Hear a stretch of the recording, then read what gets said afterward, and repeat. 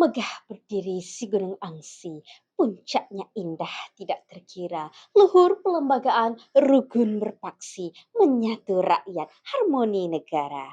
Yang berusaha barisan Ustia dan penganjur, yang dihormati barisan penal hakim yang arif lagi bijaksana, dan seterusnya hadirin warga Malaysia Madani sekalian. Assalamualaikum warahmatullahi wabarakatuh dan salam sejahtera, salam Malaysia Madani.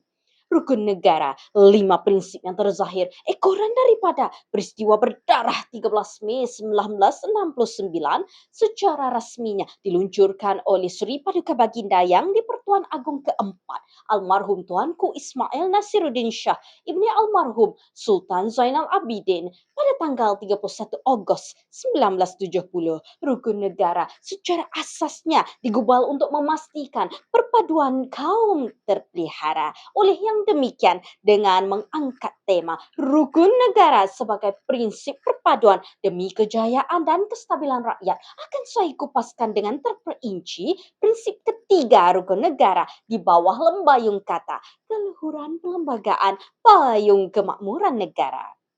Sidang hadirin sekalian, sebelum minda mencanai idea dan sebelum fakta dicurahkan, ayo kita teliti terlebih dahulu definisi prinsip ketiga rukun negara ini. Secara harfiahnya, menurut Kamus Dewan edisi keempat, perkataan keluhuran membawa maksud keagungan, kemuliaan, atau kebesaran. Manakala perkataan pelembagaan pula didefinisikan sebagai suatu peraturan atau undang-undang negeri atau dasar pemerintah negeri. Oleh yang demikian, keluhuran pelembagaan secara tuntasnya dapat didefinisikan sebagai keagungan atau ketinggian pelembagaan negara, yakni pelembagaan persekutuan.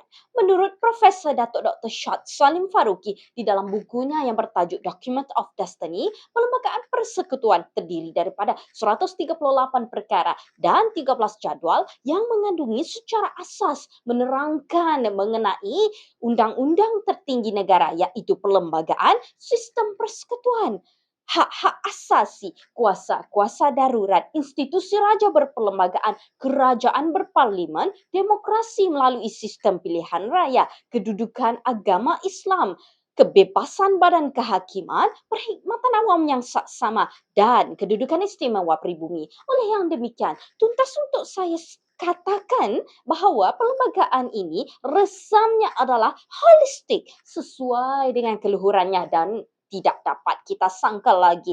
Ia merupakan salah satu medium utama yang memayungi kemakmuran negara. 3 sebab akan saya berikan. Mengapa saya katakan sedemikian? Yang pertama, perlembagaan ini merupakan paksi kepada kestabilan negara. Yang kedua, ia merupakan penzahiran kepada kesepakatan bangsa negara. Dan yang ketiga, ia merupakan kesinambungan daripada legasi empayar yang masyhur. Hadirin yang saya kasihi sekalian, prinsip keluhuran perlembagaan ini merupakan cerminan kepada perkara 4-1 Perlembagaan Persekutuan yang menyatakan bahawa perlembagaan ini merupakan undang-undang utama negara dan apa-apa undang-undang yang diluluskan selepas Hari Merdeka yang tidak selaras dengannya adalah tidak sah. Setakat ketidakselarasan itu sudah menjadi fitrah, bumi tidak berputar tanpa paksinya, rumah tidak berdiri tegak tanpa tiang serinya, dan sebuah negara tidak terbina tanpa sebuah perlembagaan sebagai tunjang utama pohon matlamatnya. Kedudukan perlembagaan persekutuan sebagai perundangan tertinggi negara dapat memastikan negara berfungsi dengan baik dan teratur. Ia merupakan dokumen penting yang memelihara hak rakyat daripada dicabuli oleh ahli politik dan pemimpin berkepentingan sendiri. Sebagai contoh, krisis politik yang melanda negara pada tahun 2020 menyaksikan kepincangan perikatan politik yang memenangi pilihan raya telah berjaya diselesaikan dengan keampuhan peruntukan berkaitan dengan raja berperlembagaan. Ibarat menarik rambut di dalam tepung, peranan yang unggul dimainkan oleh Al Sultan Abdullah selaku yang di-Pertuan Agong ketika itu dalam menjalankan kuasa kuasa baginda di bawah perkara 39, perkara 40-2 dan perkara 55-2 Perlembagaan Persekutuan telah membolehkan suatu solusi yang demokratik diambil tanpa melibatkan sebarang rusuhan maupun keadaan kacau bilau di dalam negara. Hadirin yang saya kasih sekalian, memetik wasitah nirmala seterusnya, perlembagaan ini merupakan suatu penzahiran kepada kesepakatan bangsa negara. Ia adalah suatu kontrak sosial yang dicapai kesepakatannya saat kita ingin mencapai kemerdekaan 67 tahun yang lalu. Peruntukan-peruntukan mengenai hak istimewa orang Melayu dan orang asli, hak istimewa Sabah dan Sarawak, bahasa Melayu sebagai bahasa kebangsaan dan kedudukan agama Islam sebagai agama rasmi persekutuan secara jelas dinyatakan di dalam Perlembagaan Persekutuan hasil daripada rundingan yang telah dijalankan semasa tanah Melayu ingin mencapai kemerdekaan dan juga pembentukan Malaysia. Melalui keterjaminan hak tersebut, rakyat Malaysia hidup secara harmoni dalam keadaan menghormati hak antara satu sama lain, namun masih bebas berasimilasi dengan budaya bangsa lain. Memetik laporan Berita Harian bertarikh 11 Julai 2024.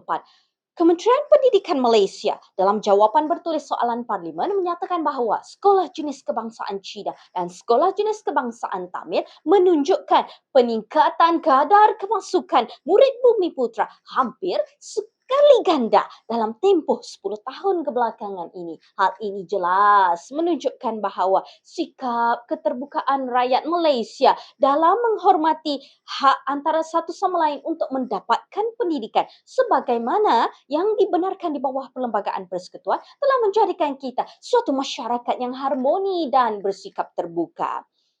Kedudukan bahasa Melayu sebagai bahasa kebangsaan di bawah Perlembagaan Persekutuan menambahkan lagi seri pada keharmonian ini. Tatkala dapat kita lihat pempengaruh-pempengaruh media sosial yang bukan berbangsa Melayu seperti Dr. Mala dan juga Mek Yun fasih menggunakan bahasa Melayu untuk menghasilkan kandungan di media sosial mereka. Sidang hadirin yang saya kasih sekalian, wacana saya yang ketiga iaitu prinsip keluhuran perlembagaan ini merupakan kesinambungan daripada pentadbiran empayar yang masyhur. Jika kita teliti sejarahnya, perlembagaan persekutuan ini mempunyai asas daripada perlembagaan negeri-negeri Melayu yang mempunyai susur galur daripada hukum kanun Melaka. Dan perkara ini turut dipersetujui oleh pakar perundangan Profesor Andrew Harding yang menyatakan bahawa perlembagaan negeri-negeri Melayu berakar umbi daripada Kesultanan Melayu Melaka.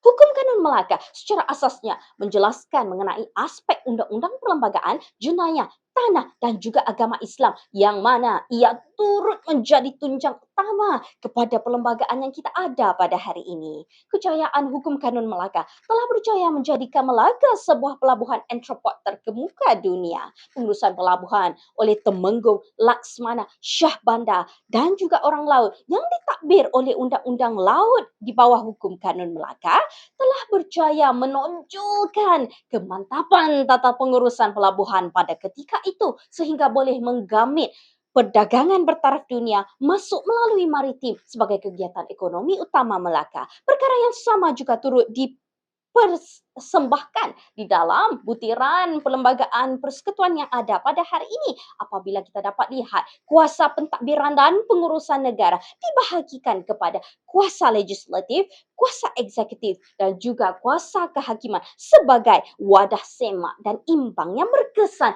dalam mengurus tadbir negara. Maka tuntas untuk saya simpulkan bahawa perlembagaan yang kita ada pada hari ini asasnya adalah kesinambungan daripada legasi perundangan yang telah berjaya mengharmonikan empayar besar di bumi bertuah ini suatu ketika dahulu. Maka sudah tentu keluhurannya menjadi payung kemakmuran negara. Hadirin yang saya hormati sekalian, ikhtisarnya prinsip ketiga rukun negara ini merupakan senjata nan ampuh untuk kita mempertahankan kedaulatan dan kemakmuran yang telah sekian lama wujud di bumi bertuah ini. Pelembagaan persekutuan merupakan tunjang kepada segala punca kuasa perjalanan kemajuan negara yang mana ianya dizahirkan hasil daripada kesepakatan rakyatnya sendiri dan berakar umbi daripada empayar yang gemilang.